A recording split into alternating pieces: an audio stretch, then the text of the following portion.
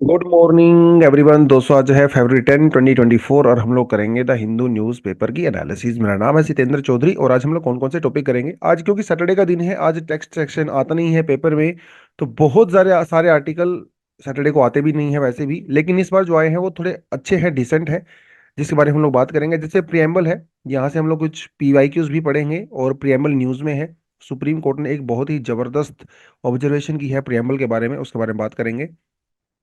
उसके अलावा भारत रत्न जो है 2024 में पांच जो है लेजेंड्स को वो अनाउंस किया गया है, तो भारत रत्न के बारे में बात करेंगे। उसके अलावा जो है साइंस वाले सेक्शन से हम लोग पढ़ने वाले हैं कि जोडियकल लाइट क्या होती है, कैसे काम करती है और ये कहाँ से आती है, तो बहुत इंपॉर्टेंट है ये भी, स्पेशली फॉर प्रीलिम्स। और यहाँ से हम लोग मेंस के लिए भी एक क्वेश्चन देखेंगे, जो प्रीवियस ईयर क्वेश्चंस जो यूपीएससी में आ चुका है, इसी वाले सेक्शन से लगभग। उसके अलावा अमेरिकन डोमिनेशन के बारे में आज एक एडिटोरियल आया है, जिसमें यह बताया गया है कि over a period of time कैसे वर्ल्ड ओवर, जो हम लोग जियो पॉलिटिक्स की बात करते हैं, हेजमनी की बात करते हैं, अमेरिका का जो रसूख था, उसका जो डोमिनेंस था, वो कम होता नजर आ रहा है। उसके बारे में बात करेंगे हम लोग इस एडिटोरियल में। लेकिन आगे बढ़ने से पहले एक छोटी सी अनाउंसमेंट है। देखिए, अगर आप हमारा फाउंडेशन कोर्स ज्वाइन करना चाहते हैं तो व्हाट्सएप नंबर दिया हुआ, आप इस पे मैसेज करके पूरी इन्फॉर्मेशन ले सकते हैं। Apart from that, current affair की स्पेशली अगर मैं बात करूं, आपको पता है कि 2 साल का करंट अफेयर कम से कम हमें चाहिए होता है। तो सैटरडे के दिन हम लोग करंट अफेयर की क्लासेस रखते हैं, जहां पे पूरे हफ्ते का करंट अफेयर हम लोग प्रीलिम्स और मेंस दोनों ही पर्सपेक्टिव से कवर करते हैं। अगर आप ये कोर्स को ज्वाइन करना चाहते हो, मेरी क्लासेस में आना चाहते हो, तो ये क्यूआर कोड दिया हुआ है, आप इसको स्कैन करके ज्वाइन कर सकते हैं। हालांकि अगर आप SC 1000 अगर आप कोड को अप्लाई करते हो तो 1000 रुपीज का डिस्काउंट मेरी तरफ से आपको है। लेकिन करंट अफेयर को लाइटली नहीं लेना है, करंट अफेयर को आपने बहुत अच्छे से पढ़ना है। उसके अलावा हमारा एएस प्रीलिम्स प्रोग्राम भी चल रहा है, जो प्रीलिम्स के लिए है, 50 डेज का प्रोग्राम है। आप इसको ज्वाइन करना चाहते हो तो यहाँ पे भी आपको इसी व्हाट्सएप नंबर पे कॉल करना है। चलिए जी, बढ़ते हैं सीधा पहले टॉपिक पे। और ये टॉपिक एक्चुअली कुछ दिन पहले आया था साइंस वाले सेक्शन से, तब हमारे पास टाइम नहीं था, तो मैंने इसको थोड़ा सा अपने इन्वेंटरी में रख लिया था कि फ्यूचर में कभी रिक्वायरमेंट होगी तो हम इस टॉपिक को करेंगे। और देखिए, इसको बेनिफिट हुआ, तो आज हम लोग इस टॉपिक को करने वाले हैं। In zodiacal dust mystery, PRL Ahmedabad study points to a familiar source. क्या है पूरा मतलब आपको मैं बताता चलूं। देखिए, एक मिशन जो है हम लोगों ने लॉन्च किया था, जिसका नाम है जूनो मिशन। ये मतलब इंडिया ने नहीं किया था, यूएस ने किया था। और ये मिशन जो है मार्स पे गया था। ठीक है, मार्स का मिशन था ये। लेकिन जब हम लोग आगे बढ़ रहे थे मार्स पे ये जूनो स्पेस क्राफ्ट के थ्रू, तो कुछ बड़ी ही इंटरेस्टिंग ऑब्जर्वेशन आई। ये ऑब्जर्वेशन कहां से आई, कैसे आई, ये पूरा टॉपिक की बात करता है। लेकिन ये जोडियकल लाइट क्या है, पहले थोड़ा ये समझ लीजिए। रात के अंधेरे में जब सब कुछ डार्क होता है, तो कि हल्का सा आपको ग्लो नजर आता है। आज पिक्चर में देख सकते हो, रात का अंधेरा है, ये हल्का सा ग्लो आपको यहाँ पे नजर आ रहा होगा। ये ग्लो को ही हम लोग बोलते हैं जोडियाकल लाइट। लेकिन अभी तक किसी को पता नहीं था एग्जैक्टली कि ये कहां से आ रही हैं, ये है क्या।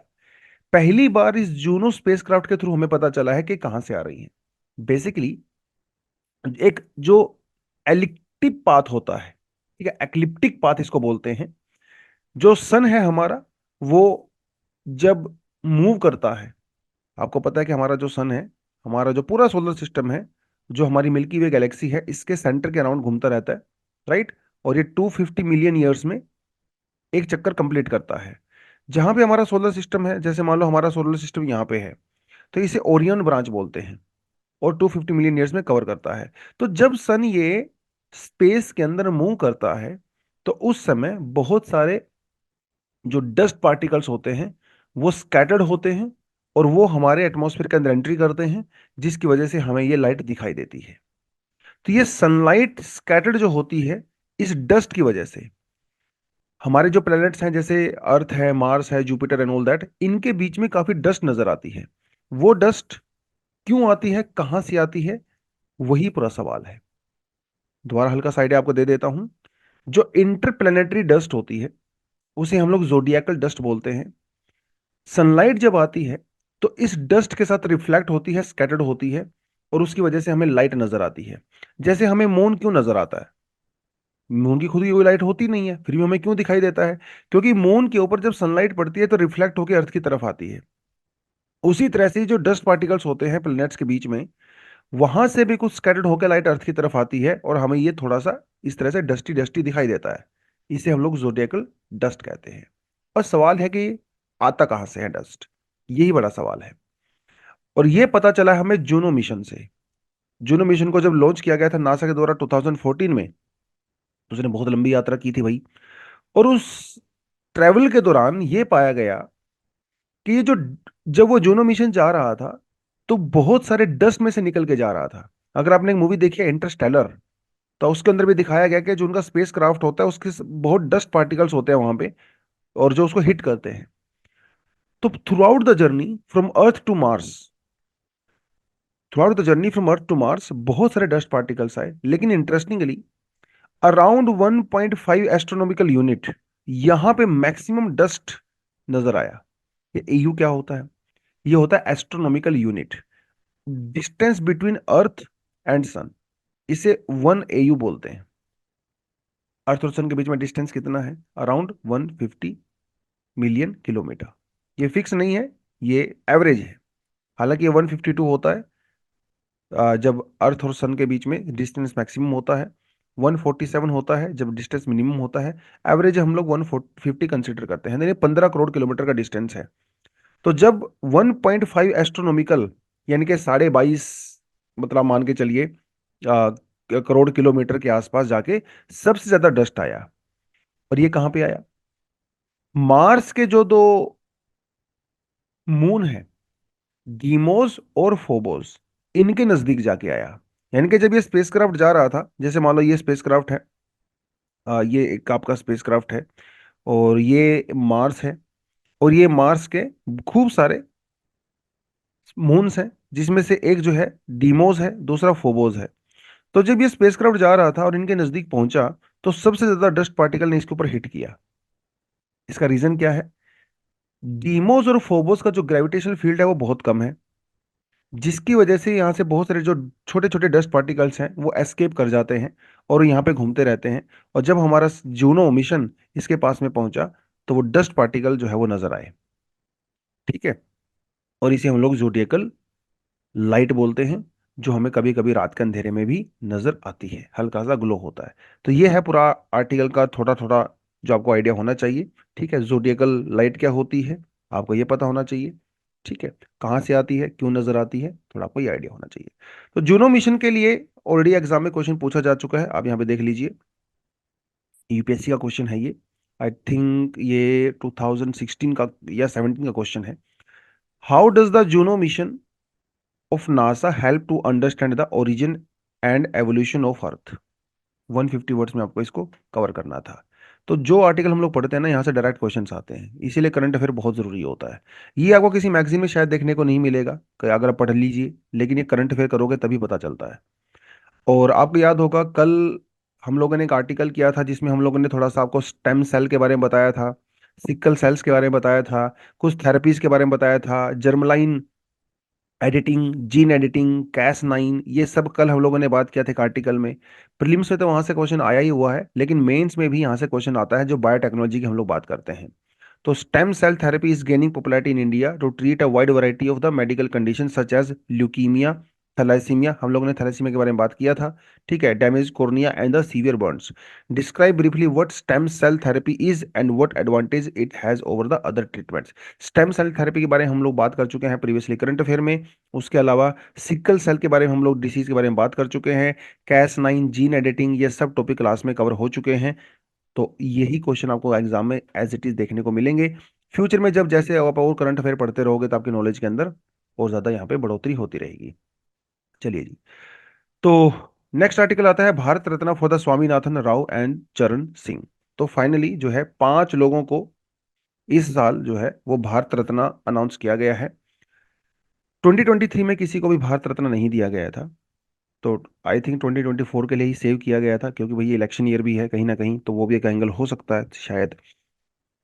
तो जो है आप देखिए यहाँ पे इनको, राव जी को, आडवाणी जी को तभी अनाउंस किया गया है, चरण सिंह जी को और स्वामीनाथन जी को। ठीक है, तो 5 लोगों को यहाँ पे अनाउंस किया गया है इस साल का भारत रत्न। अलग अलग लोगों ने, सबने अलग अलग कंट्रीब्यूशन किया। स्वामीनाथन जी को तो आप बहुत अच्छे से जानते ही होंगे अपने एग्जाम के परस्पेक्टिव से, जब एग्रीकल्चर हम लोग पढ़ते हैं तो ग्रीन रेवोल्यूशन एक बहुत इंपॉर्टेंट फैक्टर है हमारे यहाँ पे ज्योग्राफी में, आप इसको पढ़ते हैं, इकोनॉमी में भी थोड़ा इसको आप पढ़ते हैं, पॉलिटी में भी इसको थोड़ा पढ़ते हैं। तो एग्रीकल्चर साइंटिस्ट तो थे ही और ये डिजर्व करते थे भाई, डेफिनेटली। और 2023 लास्ट ईयर ही इनकी डेथ हुई है। हालांकि शुरुआत में जब भारत रत्न दिया जाने लगा था तो वो पोस्टमसली नहीं दिया जाता था, मतलब मरणोपरांत जिसको कहते हैं। लेकिन बाद में इसके अंदर चेंजेस किए गए, तो अभी तो मोस्टली लोगों को मरने के बाद ही दिया जाता है। आ, हालांकि लास्ट टाइम जो सचिन तेंदुलकर को दिया गया था, he was the youngest one. Narasimha Rao ji की डेथ हो चुकी है 2004 में, और चौधरी चरण सिंह 1987 में ही जो है स्वर्ग सिधार चुके हैं। तो तीनों ही अपने अपने फील्ड में बड़े जबरदस्त माने जाते थे। हालांकि अगर आप देखोगे इन पांचों फिगर्स को, पांचों फिगर में से जो है राव जी हो गए, कपूरी जी हो गए, आडवाणी जी हो गए, और चरण सिंह जी हो गए, चारों पॉलिटिकल फिगर हैं। चारों पॉलिटिकल फिगर है, तो पॉलिटिकल पर्सनैलिटीज को भारत रत्न दिया जाता है। हालांकि कई सारे लोग जो है इसके ऊपर डाउट भी करते हैं कि पॉलिटिकल पर्सनैलिटीज को नहीं देना चाहिए, जो नॉन पॉलिटिकल पर्सन को दिया जाना चाहिए। लेकिन यहाँ पे अलग अलग आर्गुमेंट हैं, क्योंकि पॉलिटिकल होने का मतलब सिर्फ ये नहीं है कि आप डायरेक्टली पॉलिटिक्स करते हो, हालांकि कुछ लोग कर सकते हैं, बट जो सोशल वर्कर्स होते हैं वो भी पॉलिटिकल, और पॉलिटिक्स अपने आप में ही एक सोशल वर्क भी माना जाता है ना, लोगों की सेवा करने का तरीका माना जाता है। तो पॉलिटिकल फिगर्स को भारत रत्न देना कोई गलत तो नहीं है, लेकिन कम से कम एक एक अच्छा ग्राउंड होना चाहिए उनको देने के लिए, है ना। उनकी छवि पे दाग नहीं होनी चाहिए, बहुत ज्यादा कंट्रोवर्शियल नहीं होना चाहिए, समाज की भलाई के लिए काम किया हो, वो सारी चीजें। खैर, तो इनको दिया गया है, और इनके बारे में थोड़ा पर्सनालिटी वाइज आपको डेफिनेटली पता होना चाहिए। जब इंडिया में लिबरलाइजेशन रिफॉर्म हुए थे, तो उस समय नरसिम्हा राव जी 1991 से लेकर 1996 तक जो है हमारे प्राइम मिनिस्टर रहे, और इनके जो फाइनेंस मिनिस्टर थे वो मनमोहन सिंह जी थे। तो उस समय जब आईएमएफ से हम लोग मदद मांगने गए थे because of the balance of payment crisis, तो उस समय ही वॉज द प्राइम मिनिस्टर, और ये नॉन कांग्रेस प्राइम मिनिस्टर थे। और वो सारी चीजें हुई, तो इनको जो है वो हम लोग दे रहे हैं क्या, भारत रत्न। ठीक है। चौधरी चरण सिंह एक किसान नेता रहे शुरुआत में, बाद में जो है हमारे प्राइम मिनिस्टर भी बने 1979 और 1980 के बीच में। लोक दल के ये नेता रहे, और वेस्टर्न उत्तर प्रदेश में खासकर जो है फार्मर्स के लिए बहुत काम किया। और अभी इनके जो ग्रैंड सन है उन्होंने ज्वाइन कर लिया है एनडीओ को फॉर 2024 इलेक्शंस। हालांकि जब फार्मर प्रोटेस्ट हो रहे थे तो he was against the government. खैर, वो चीज़ें चलती रहती हैं। बाकी father of the green revolution mister Swaminathan ji. तो ये तो थोड़ा सा ये आपको आइडिया होना चाहिए। उसके अलावा आप देख लेते हैं कि भारत रत्न के बारे में। ठीक है। भारत रत्न की बात करें या पद्म विभूषण की बात करें, तो 1954 में जो है इसकी शुरुआत हुई। पद्म विभूषण को तीन कैटेगरी में शुरुआत में जो है डाला गया था, पहला वर्ग, दूसरा वर्ग और तीसरा वर्ग। हालांकि बाद में इसका नाम चेंज कर दिया गया, पद्म विभूषण, पद्म भूषण और पद्मश्री, 1955 में। लेकिन भारत रत्न बिल्कुल अलग है, इन कैटेगरी से बिल्कुल अलग है भारत रत्न। भारत रत्न इंडिया का हाईएस्ट सिविलियन अवार्ड है, आपकी एक्सेप्शनल सर्विसेज के लिए दिया जाता है। आप किसी भी फील्ड से हो, डजेंट मैटर, अगर आप बहुत एक्सेप्शनल हो, समाज की सेवा की है, अलग अलग तरीके से कंट्रीब्यूट किया है सोसाइटी में, तो आपको भारत रत्न मिल सकता है। किसको भारत रत्न मिलेगा, कौन डिसाइड करेगा? ये रिकमेंडेशन दी जाती है प्राइम मिनिस्टर के द्वारा हमारे प्रेसिडेंट को। इसके लिए किसी फॉर्मल रिकमेंडेशन की रिक्वायरमेंट नहीं होती है। ठीक है। उसके अलावा ये रूल है एक तरह से कि कम से कम एक साल में तीन लोगों से ज्यादा भारत रत्न नहीं दिया जाएगा। हालांकि एक बार पास्ट में जो है इसको वैलिडेट किया गया है, और 2024 में भी आप कह सकते हो कि मैक्सिमम पांच लोगों को भारत रत्न दिया जाएगा, जो कि इस रूल का एक तरह से वायलेशन है कहीं ना कहीं। तो एक्सेप्शनल केसेस में तीन से ज्यादा दिया जा सकता है, क्योंकि 2023 में दिया नहीं था, तो शायद सरकार ने जो है इस बार उसको एग्जाम्पशन दे दिया है। अब तक इन पांच लोगों को मिला के 53 लोगों को भारत रत्न वो यहाँ पे दिया गया है। अगर किसी को भारत रत्न मिलता है तो वो अपने नाम के आगे और पीछे जैसे अपना सरनेम लगाते हो, आप नहीं लगा पाओगे प्रीफिक्स और सफिक्स के रूप में। हाँ, आप जब किसी को लेटर वगैरह लिखते हो तो आप क्या लिख सकते हो, awarded Bharat Ratna by the president और recipient of the Bharat Ratna award, आप ये लिख सकते हो, ये अलाउड है, इसमें कोई दिक्कत नहीं है। ठीक है। शुरुआत में आपको मैंने बताया कि पोस्टमसली अवार्ड नहीं दिया जाता था, लेकिन ये 1966 के अंदर चेंज हुआ। उसके बाद ये मरणोपरांत भी दिया जा सकता है। 2014 में सचिन तेंदुलकर को दिया गया, ही was the first sports person and the youngest Bharat Ratna awardee.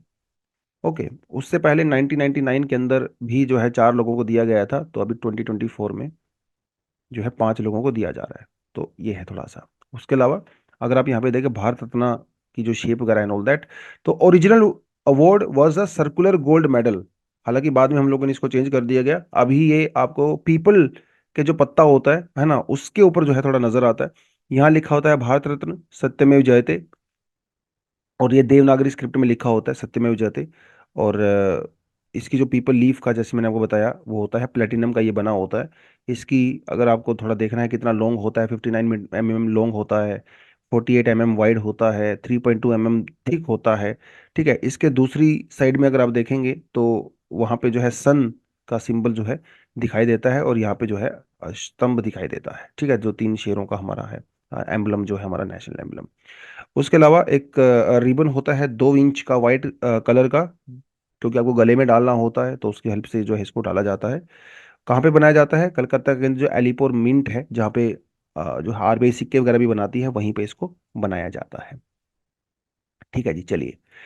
तो नेक्स्ट आर्टिकल पढ़ते हैं प्रियम्बल के बारे में। और सुप्रीम कोर्ट की एक बेंच ने बहुत ही जबरदस्त ऑब्जर्वेशन की है, और बेंच का ये कहना है कि देखिए भाई, अच्छा ये सवाल कहाँ से शुरुआत हुई? शुरुआत हुई कि जो स्वामी जी हैं, ठीक है, स्वामी जी ने कोर्ट के अंदर एक पीआईएल फाइल किया, और उन्होंने ये कहा कि साहब, ये जो सोशलिस्ट वर्ड है और जो सेकुलर वर्ड है, ये दोनों वर्ड प्रियम्बल के अंदर बाद में ऐड किए गए हैं। और जब ये ऐड किए गए थे तो इंडिया में इमरजेंसी चल रही थी। ठीक है, इमरजेंसी के दौरान इनको ऐड किया गया, और जब ये इंट्रोड्यूस किए गए तो हमारे पार्लियामेंट के अंदर कोई डिबेट और डिस्कशन भी नहीं हुआ, क्योंकि उसमें कोई अपोजिशन वगैरह तो ऐसा थी नहीं, इमरजेंसी चल रही थी। तो इतने बड़े डॉक्यूमेंट के अंदर अमेंडमेंट करना, पहली बात तो वो बड़ी बात है। दूसरी बड़ी बात, वो इमरजेंसी के दौरान किया गया। तीसरी बड़ी बात, पार्लियामेंट में डिस्कशन नहीं हुआ, डिबेट नहीं हुआ। तो ये एक वायलेशन है। ठीक है, ऐसा उन्होंने डिमांड किया है सुब्रमण्यम स्वामी जी ने। उसके साथ साथ जो यहाँ पे इंटरेस्टिंग चीज है वो क्या है? इंटरेस्टिंग चीज ये है कि आपको पता है कि हम लोगों ने प्रियम्बल 26 नवंबर 1949 को अडॉप्ट कर लिया था, और ये डेट उसके अंदर मेंशन की गई है कि हम भारत के लोग प्रियम्बल को एक्सेप्ट करते हैं ऑन November 26 1949, डेट फिक्स कर दी गई। अब जब 1976 में अमेंडमेंट करके ये दो वर्ड को जोड़ा गया था, तो क्या उसके अंदर डेट चेंज की गई थी? ये बहुत बड़ा सवाल है। डेट तो चेंज नहीं की गई ना। इसका मतलब यह हुआ कि आप 26 नवंबर 1949 के प्रियम्बल को रिजेक्ट कर रहे हो। अगर आपने दो वर्ड ऐड करने हैं तो आपको डेट भी चेंज करनी पड़ेगी, क्योंकि इसके अंदर एग्जैक्टली डेट मेंशन है। इसका मतलब यह हुआ कि हम भारत के लोग, जो प्रियम्बल है, जो 26 नवंबर को अडॉप्ट किया था, वो अलग था। ये जो सोशलिस्ट सेकुलर वर्ड ऐड किए गए हैं, ये प्रियम्बल अलग है। हाँ, अगर आप इसके अंदर डेट ऐड करते नहीं तो बात अलग थी, लेकिन डेट आपने ऐड नहीं की, सिर्फ वर्ड आपने चेंज कर दिए। तो ये प्रियम्बल की अगर बात करें, यहां पे जो जो डेट मेंशन की गई है, इस डेट के हिसाब से दिस इज द प्रियम्बल। जो नए वर्ड है वो इसके अंदर नहीं है, ओरिजिनल प्रियम्बल के अंदर। तो अगर आप स्कूल में या कहीं पे भी इस प्रियम्बल की बात करते हो और यही सेम डेट वहां पे शो करते हो, तो इसके अंदर सोशलिस्ट और इसके अंदर सेकुलर वर्ड होने ही नहीं चाहिए, क्योंकि इस डेट को तो हम लोगों ने अडॉप्ट किया ही नहीं था ये। हाँ, नया डेट इंक्लूड कर दो, कोई दिक्कत नहीं है। जितनी बार भी आपको प्रियम्बल को चेंज करना है, आपको वो डेट वहां पे ऐड करनी पड़ेगी जब आप उस वर्ड को ऐड करोगे। ये एक अच्छी ऑब्जर्वेशन और बड़ी यूनिक सी ऑब्जर्वेशन यहाँ पे सुप्रीम कोर्ट के द्वारा की गई है। और ये सरकार से सवाल अभी पूछा गया है कि भाई साहब बताइए थोड़ा, इसके बारे में आपका क्या विचार है। उसके अलावा जो 42nd अमेंडमेंट जब किया गया था इमरजेंसी के दौरान में, इंदिरा गांधी जी ने जब इमरजेंसी लगाई थी, और यूनिटी ऑफ द नेशन, इसको भी चेंज किया गया था, unity and the integrity of the nation, इस वर्ड को ऐड किया गया था। This was the only amendment, 42nd amendment, जब प्रियम्बल को चेंज किया गया था। इसके बाद में यहाँ पे कुछ भी ऐड नहीं किया गया है। तो ओरिजिनल, अगर आप देखें प्रियम्बल को, वहां पे सोवरेन, डेमोक्रेटिक और सोशल रिपब्लिक ये वर्ड दिए हुए हैं। इसके बीच में हम लोगों ने बाद में सोशलिस्ट और सेकुलर वर्ड को ऐड कर दिया गया, बिटवीन सोवरेन एंड डेमोक्रेटिक। तो अब क्या हो गया है? Sovereign, socialist, secular, democratic, Republic. Right. तो ये प्रियम्बल आप यहाँ पे देख सकते हो। प्रियम्बल की as a part of constitution, ये अमेरिकन कॉन्स्टिट्यूशन से इसकी शुरुआत हुई। बाद में कई सारे कंट्रीज ने इसको अडॉप्ट किया, जैसे साउथ अफ्रीका वगैरह ने इसी पैटर्न को किया गया।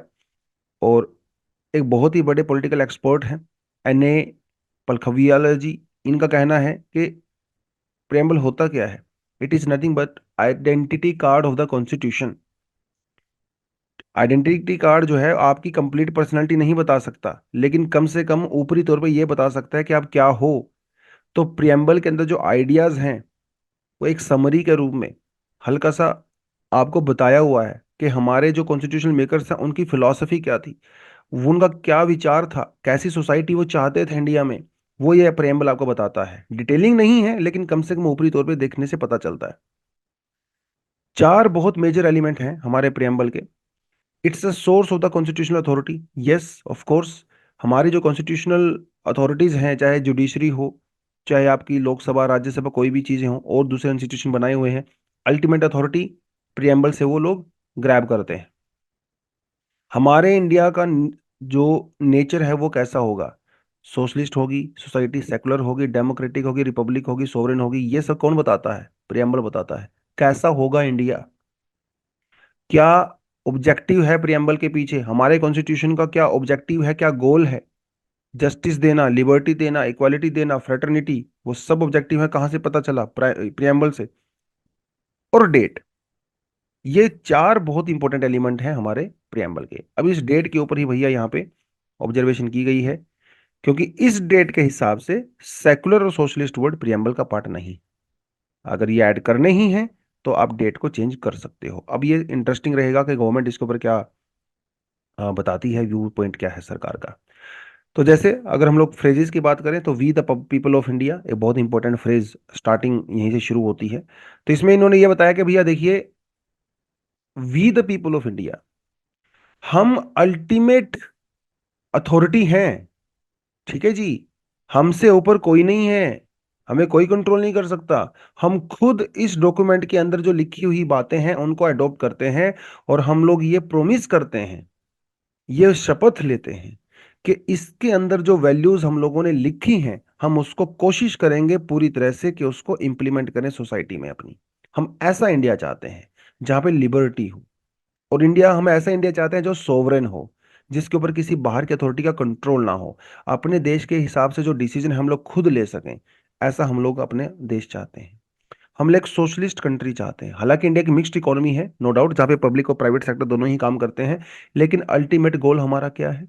अल्टीमेट गोल है यह है कि डेमोक्रेटिक तरीके से इंडिया एक सोशलिस्ट वैल्यूज के साथ आगे बढ़े, गरीबों को भी अपलिफ्ट किया जाए। ये एक विचारधारा हम लोग लेके आगे चलेंगे। सेकुलर, हम एक समाज चाहते हैं, ठीक है, जिसमें सभी धर्मों की, सभी विचारों की उनकी रिस्पेक्ट की जाए, उनके अधिकारों को प्रोटेक्ट किया जाए। तो ये हालांकि अगर आप वर्ड नहीं भी ऐड करोगे तो भी कोई दिक्कत नहीं है। Secular India as a country which is secular, it was always the concept.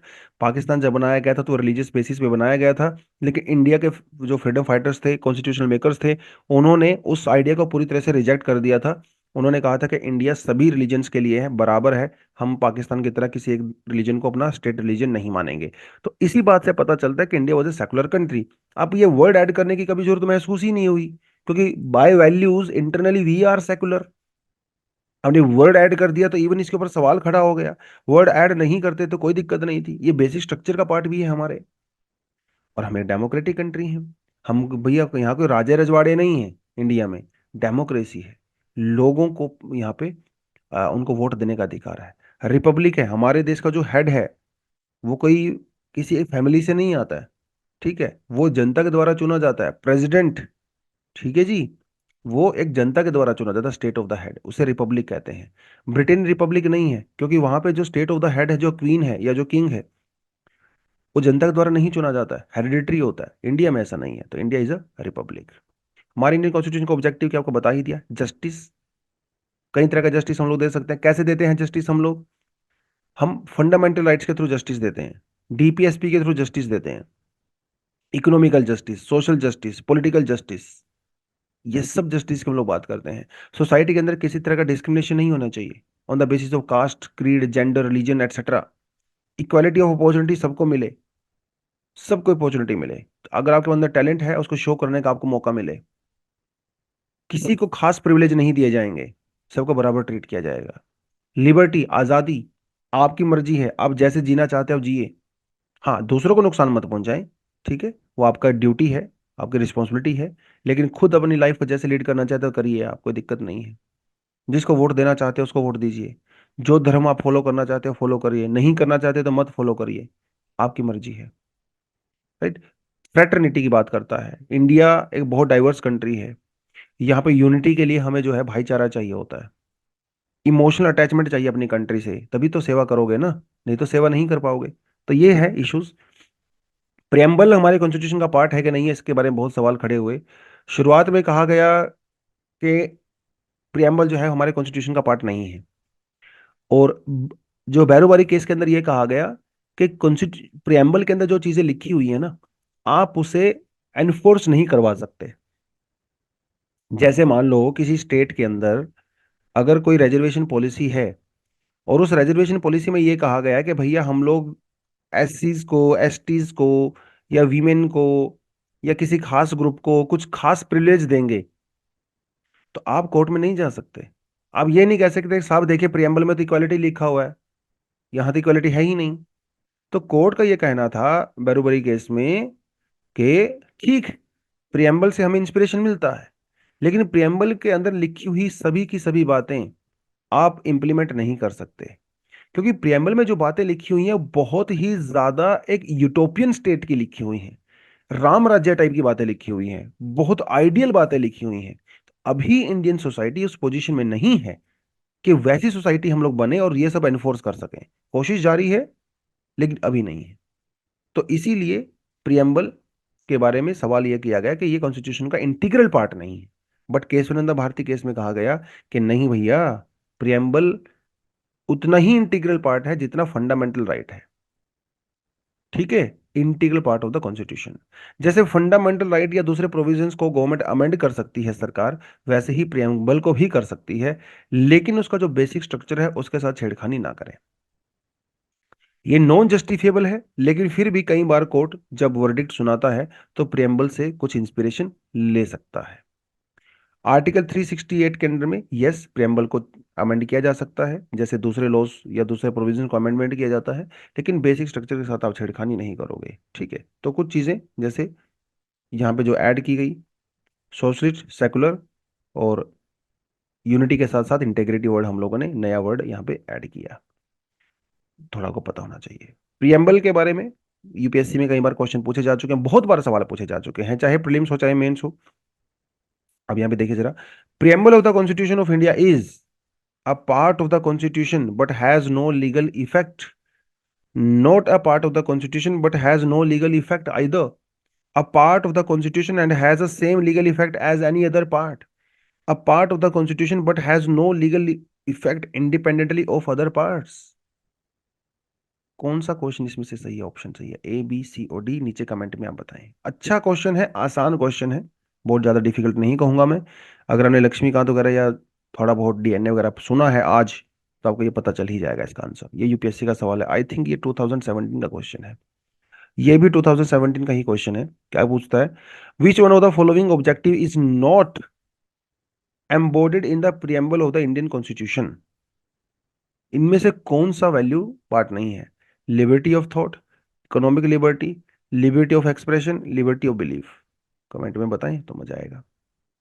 ठीक है, चलिए। Decline of the America's leadership.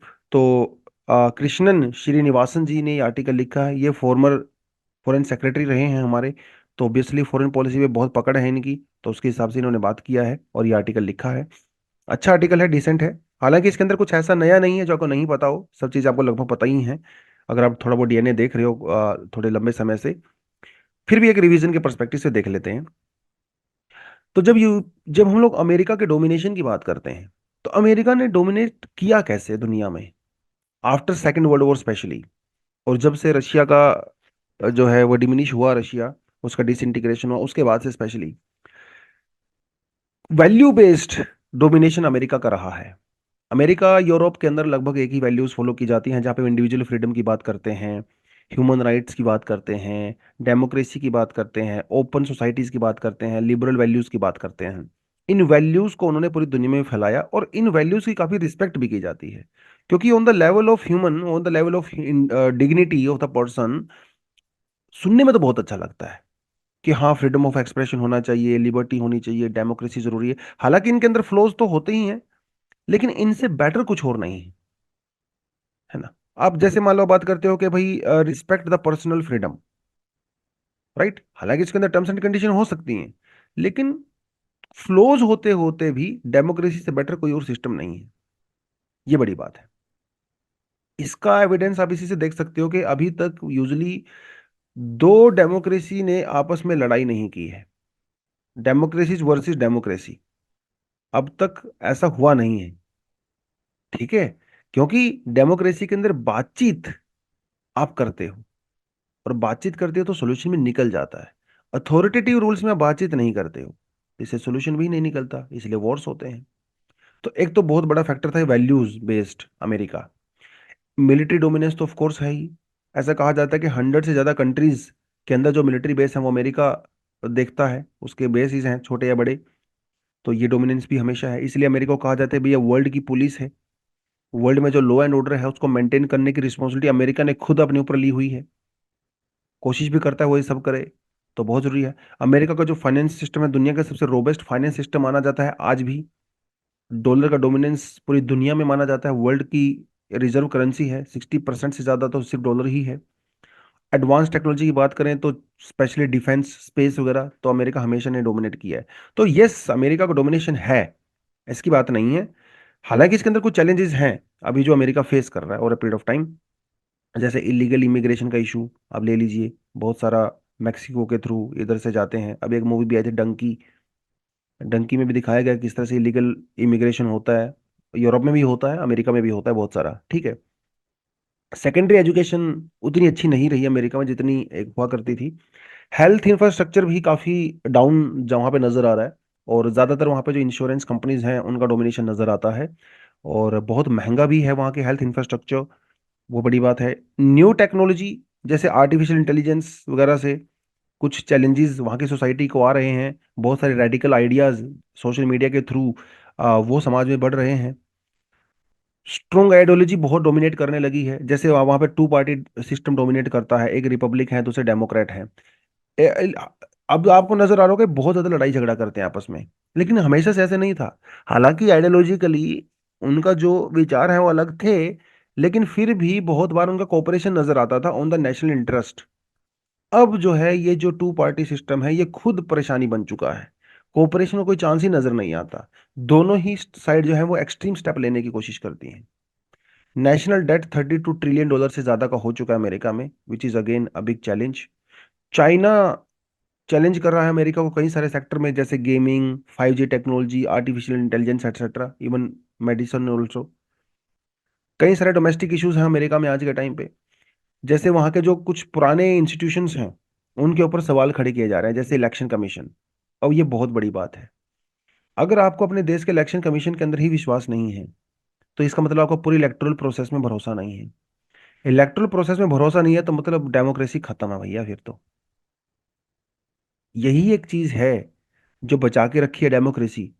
क्योंकि अगर आपके देश में इलेक्शन होते हैं, उसका कोई आउटकम आता है, और जो कैंडिडेट हार जाता है, अगर वो बोले कि मैं हार स्वीकार नहीं करूंगा, मैं नहीं मानता, अपने सपोर्टर को बोले सड़कों पे आ जाओ, ये इलेक्शन गलत था, झूठा था, तो बस डेमोक्रेसी खत्म हो जाती है उसी दिन। अगर वो माने कि यस, मैं इस इंस्टीट्यूशन के अंदर बिलीव करता हूँ, इसने जो वर्डिक्ट सुनाया है बिल्कुल ऑनेस्टी के साथ सुनाया है, इलेक्शन जो मेरे देश में हुआ बिल्कुल फेयर हुए हैं, और वो अगर अपने सपोर्टर को कहता है कि देखिए ये डेमोक्रेसी है, मेजोरिटी लोगों ने हमें वोट नहीं दिया तो हमें अपनी हार जो एक्सेप्ट कर लेनी चाहिए, अगर ऐसा होगा तभी डेमोक्रेसी चलती है। नहीं तो भाई सपोर्टर तो सड़कों पे आने के लिए तैयार ही रहते हैं। टीपीपी, ट्रांस पैसिफिक पार्टनरशिप से अमेरिका बाहर हो गया। क्यों हो गया? क्योंकि इसके अंदर क्या क्या बातें करता था, ह्यूमन राइट्स की बातें हो रही थी, लिबर्टी की बातें हो रही थी। अमेरिका इससे बाहर हो गया तो इसका मतलब यह है कहीं ना कहीं वो अपने ट्रेडिशनल वैल्यूज से थोड़ा सा डाइवर्स कर रहा है। कुछ चैलेंजेस हैं, हिस्टोरिकल चैलेंजेस भी यहाँ पे नजर आते हैं कई सारे। जैसे सेकेंड वर्ल्ड वॉर के बाद जब दुनिया भर में एक नया ऑर्डर बना, एक ऑर्डर बना, रूल बेस्ड ऑर्डर। ठीक है। कुछ लोगों का कहना है कि भैया देखिए रूल बेस्ड ऑर्डर नहीं था। रूल बेस्ड ऑर्डर का मतलब तो ये होता है कि जब सभी लोग रूल फॉलो करें। बनाया किसने रूल बेस्ड ऑर्डर? अमेरिका ने बनाया, उसके फ्रेंड्स ने बनाया जो यूरोप में बैठे हुए थे। आप चाहे आईएमएफ की बात करें, वर्ल्ड बैंक की बात करें, डब्ल्यूटीओ की बात करें, या दूसरे इंस्टीट्यूशन हैं उनकी बात करें, यूएन की बात करें, इवन ये सब रूल बेस्ड इंस्टीट्यूशंस हैं जो यूरोप और अमेरिका ने बनाए हैं। और इनका कहना था कि भाई ये सब इस रूल को फॉलो करेंगे तो शांति बनी रहेगी। और कहीं ना कहीं सक्सेस भी हुए हैं, इसमें ऐसी बात नहीं है।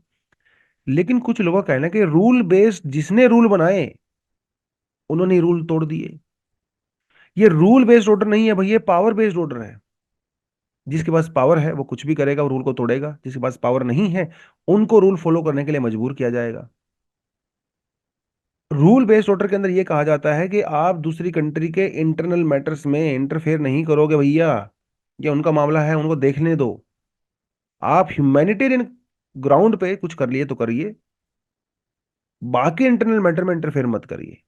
अमेरिका ने कहा कि भैया रूल बनाने वाला मैं हूं तो तोड़ूंगा भी मैं ही। अफगानिस्तान, इराक, वियतनाम, उससे बाद पहले और भी बहुत सारे, योगोस्लाविया, वो ऑल दैट, सर्बिया, कितने सारे ऐसे इंसिडेंट हुए, अमेरिका ने डायरेक्ट इंटरफेयर किया है। इन सारी चीजों की वजह से उसकी जो क्रेडिबिलिटी है वो डाउन होती नजर आ रही है। एक तो अभी सोशल मीडिया भी आ गया ना। उस जमाने में अगर अमेरिका से कुछ करता भी था तो आम आदमी को या तो पता नहीं होता था, या फिर आम आदमी इतना अवेयर था नहीं, क्योंकि उसको इतना एक्सपोजर था नहीं। अब तो बच्चे बच्चे के पास टिकटॉक है, रील्स हैं, सोशल मीडिया है, तो कुछ भी जैसी चीजें होती हैं तो आपको पूरा एक्सपोजर मिलता है। यस। तो वो एक चैलेंज यहाँ पे नजर आता है। हालांकि अभी भी ऐसे जैसे अमेरिका का म्यूजिक, सिनेमा, वहाँ की जो आर्ट है, वो सॉफ्ट पावर के रूप में अभी भी दुनिया भर में डोमिनेट करती है, इसमें कोई डाउट नहीं है। डॉलर अभी भी वर्ल्ड करेंसी के अंदर डोमिनेट करता है। राइट। अमेरिका के जो लिबरलिज्म है उसके ऊपर एशिया और अफ्रीका के अंदर काफी लोग डाउट करते हैं। चाहे उसको फॉलो करते हो लेकिन अंदर ही अंदर वो इस बात को बहुत ज्यादा एक्सेप्ट नहीं करते। जिस तरह से अफ्रीका के अंदर कई सारी कंट्री के अंदर भी मिलिट्री कूप हुआ, बुर्किना फासो वगैरह में, तो उनका कहना है कि यार ये जो फ्रेंच वैल्यूज हैं, जो अमेरिकन वैल्यूज हैं, वो सब बकवास है। ठीक है। ये डेमोक्रेसी वगैरह सब बकवास है, कोई इलेक्शन वगैरह नहीं होने चाहिए, भाड़ में जाए इलेक्शंस, कोई मतलब नहीं है। ये तो उनका कहना है कि डेमोक्रेसी मतलब मेजोरिटेरियन रूल है ना। मतलब 9 लोग अगर किसी वो बात के लिए यस करते हैं तो बाकी एक आदमी को मानना ही पड़ेगा। उनका कहना है कि democracy is nothing but the but nothing but the majoritarianism, तो हम इसको रिजेक्ट करते हैं। लिबरलिज्म वैल्यूज को जिसको रिस्पेक्ट मिलती थी इतने बार, अब वो थोड़ा सा चेंज हो रहा है। और क्या हो रहा है प्रेजेंट में? चाइना और रशिया का जिस तरह से एक्सिस बना है, ये अमेरिका के ऑर्डर को चैलेंज कर रहा है।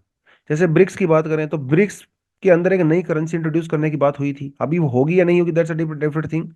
लेकिन ये क्यों करते हैं? क्योंकि डॉलर को चेंज करना जो है चाहते हैं, उसको डिथ्रोन करना चाहते हैं। हालांकि ऐसा नजर नहीं आता कि अगले कम से कम 15-20 साल में डॉलर को कोई डिथ्रोन करेगा। अभी चाइनीज करेंसी, रशियन करेंसी या किसी और करेंसी के बीच में उतने बस की बात नहीं है। बट स्टिल सवाल तो खड़े हो रहे हैं ना। कुछ साल पहले तक तो डॉलर को रिप्लेस करने का सवाल ही नहीं हो रहा था। अब सवाल तो हो रहे हैं, कुछ ना कुछ हो भी सकता है फ्यूचर में। ये बड़ी बात है। इंडिया और अमेरिका के रिलेशन, यस, म्यूचुअल इंटरेस्ट पे हैं। तो जिस तरह से भाई इंडिया को जरूरत है अमेरिका की for so many things, like technology, finance, expertise, हमें हमारी जरूरत है अमेरिका को है, क्योंकि वो चाइना को काउंटर करना चाहते हैं, इंडियन ओशन के अंदर डोमिनेंस रखना चाहते हैं, तो वो सारी चीजें म्यूचुअल इंटरेस्ट है। कोई दबाव नहीं है कि अमेरिका के साथ अच्छे रिलेशन बनाने ही बनाने हैं इंडिया के ऊपर, नहीं। हमें अपना फायदा नजर आता है, उनको अपना फायदा नजर आता है। और जियो पॉलिटिक्स में तो मोस्टली चीजें म्यूचुअल इंटरेस्ट पे ही चलती हैं। चाइना और रशिया, म्यूचुअल इंटरेस्ट है दोनों का, इसलिए दोस्ती है। हालांकि चाइना रशिया के बीच में हिस्टोरिकली देखा जाए तो कोई खास रिलेशन नहीं है बहुत अच्छा, लेकिन अभी मजबूरी में बन रहे हैं क्योंकि म्यूचुअल इंटरेस्ट चाहिए। तो ये कुछ चीजें हैं जो आपको थोड़ा यहाँ पे आइडिया होना चाहिए। अगर आप कोई क्वेश्चन यहाँ से लिखना चाहते हो तो क्वेश्चन भी लिख सकते हो। जैसे, in the context of in the context of recent geopolitical happenings all over the world,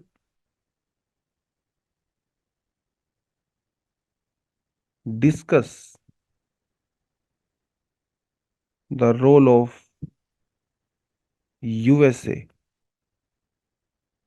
in the in maintaining the rule based world order. 150 words, 10 marks. अब लिख सकते हो या फिर सिंपली लिख सकते हो, discuss how the domination of US is declining in a recent time। 150 words and 10 marks. ठीक, कंटेंट दोनों का सेम ही रहने वाला है लगभग, बट यस आप इसको लिख सकते हो। तो आज के लिए इतना ही है। Thank you very much, all the best. जय हिंद, जय जवान, जय किसान।